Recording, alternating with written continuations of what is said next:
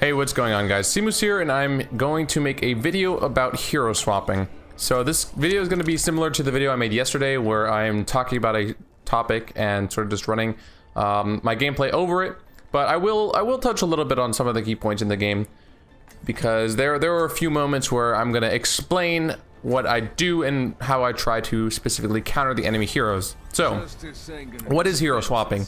One of the beauties of Overwatch is the fact that you can swap heroes whenever, really, and that's something that I feel like most people don't really take as much advantage of, because not only is it really effective when you're trying to counter enemy heroes, but it's also very effective when you're trying to supplement the kind of team composition you're running. And all of my videos so far have basically been me playing the same hero, but in ranked, if you guys really want to have success and climb, I absolutely recommend not trying to be a one-trick pony. Don't just try to play one hero throughout the map, because it's not really going to be that effective, as opposed to swapping and trying to countering the enemy. So in this particular game, this first map on Nepal is the most important one, where I'm going to go over a few decisions. And right out of the gate, I was hoping that hopefully the Zarya shield would be taken down and then I could flashbang her, but unsuccessful, and I get hooked by the Roadhog, which is a pretty wonky hook. And I'm like, okay, I'm really far away from my team. I want to get there as fast as possible. Who's the fastest hero in the game? It's Soldier. The first few seconds when you're contesting points on point capture, King of the Hill maps, capture King of the Hill maps are very, very important. So just trying to get there as soon as I can is the biggest concern here. Also, the enemy team didn't really have a lot of reliable damage from medium to long range, which makes Soldier 76 a good pick for another reason as well. So that's a couple of reasons why I decided to swap to him here and try to go for him.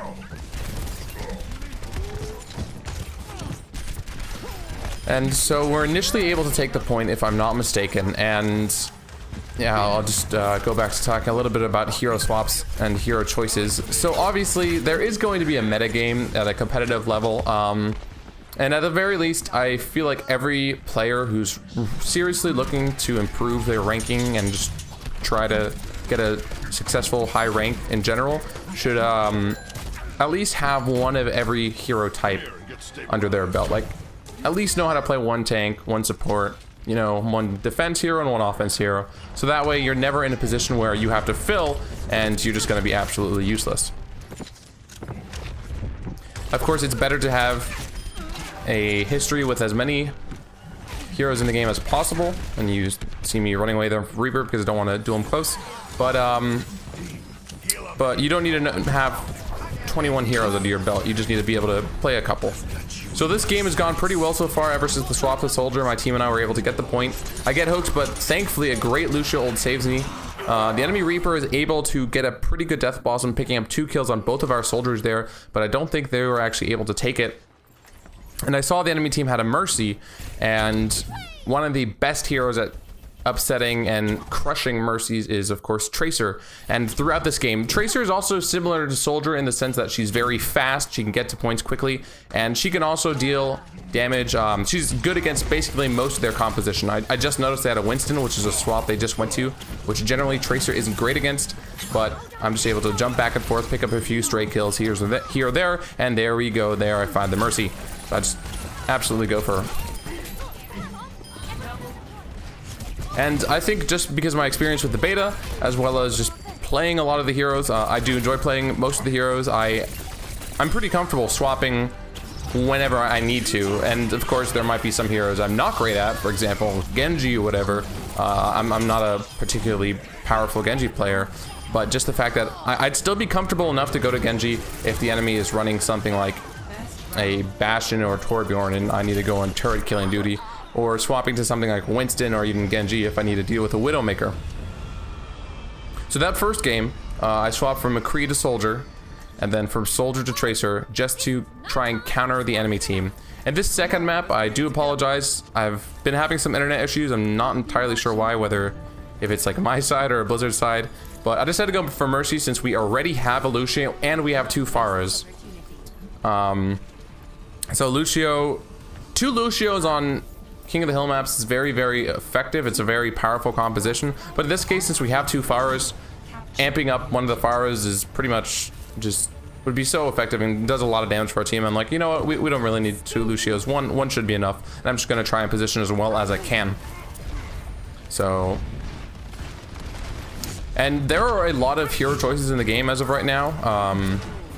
And as far as the most optimal composition and stuff is concerned, it's something that is going to change. The metagame will constantly evolve, and considering dynamic queue is going to be an option for ranked mode, that's something that Blizzard have already announced, that you can queue with up to 6 people on your team when you're playing in ranked. I absolutely suggest playing with your buddies and pretty much scrimming against opponents if you can, and following the competitive meta to not blindly following them, but understanding why some picks are strong. For example, why is Lucio considered incredibly powerful on King of the Hill maps, and why are Lucio and Mercy the 2 best supports in the game?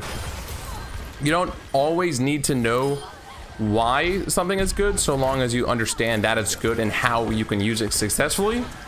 But understanding why just supplements your game knowledge so much more, and that's something I'm very particular about, is that I try to improve my game knowledge in games like these as much as I can. Or for, you know, for any game I've ever played with a lot of MOBA experience, I try to understand why things are successful, why things are useful, why things are strong. And not all players need to know that information to be a successful player. There are certainly mechanical gods to just win off of pure game mechanics and instincts, but I do think that it makes you a more well-rounded player if you take the time out to understand why things work and what is strong in the game. And certainly it will make you much, much stronger at hero swapping and countering enemy heroes, and also supplementing your team. So far in this game, I mean, the second map is pretty simple.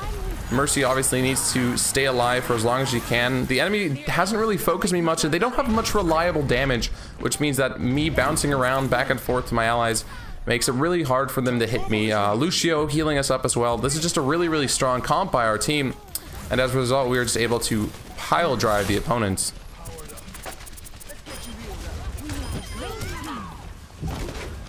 If you're not a big fan of playing support, if you're really completely set on never playing support ever in ranked modes, I would at least recommend you queue with someone that will play support. You know, honestly, I would recommend you play support, play Lucio or something like that, because he's strong. And again, being flexible and keeping an open mind and stuff is the best way to improve when you're playing a game like this.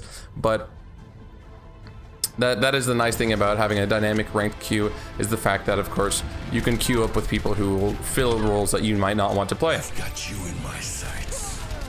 So pretty sweet play of the game there from Soldier. And 4 blue cards for us. Our team just absolutely dominated them. And yeah, I mean, in the first game you guys saw it. Some clever hero swapping. Wasn't the only reason why we won, obviously, but I think it was pretty beneficial for my team.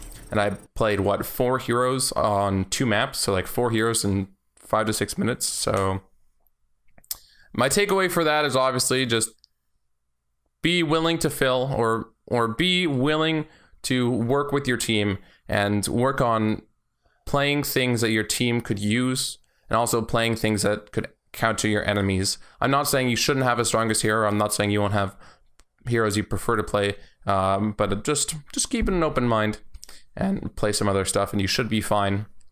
Anyway, this is more just a gameplay and analysis video like the format I've done in the past. I'm probably going to have some more in-depth videos in the future about what heroes are good against other heroes. For example, Pharah is very, very strong, so what should you play against Pharah? You play hitscan heroes such as Soldier 76 or McCree, and especially Widowmaker. Or if I'm against a Roadhog, what should I do? You play something like Soldier 76, who can do damage from outside of his range consistently. So I am going to be making more videos that are actually covering the aspects of sort of the rock, paper, scissors game that is hero swapping in Overwatch, but that's probably going to be a bit more of a developed series that I make over time. And I'll just continue to put gameplay analysis videos like I've done for this one, but I'll probably go a little bit more in depth for my actual picks, since I was pretty light on the content in this game. Like I said, though, just a beginning discussion on how exactly to hero swap and what hero swaps are successful. And yeah, that's going to be it for this video. Like I said before, my Reaper guide will be up tomorrow, with the basic guide coming out, then the advanced guide on Tuesday. the overanalyze video on Wednesday, and then Thursday with the Reaper featured gameplay analysis. So look forward to it, guys. Thank you very much for watching, and I'll see you all later.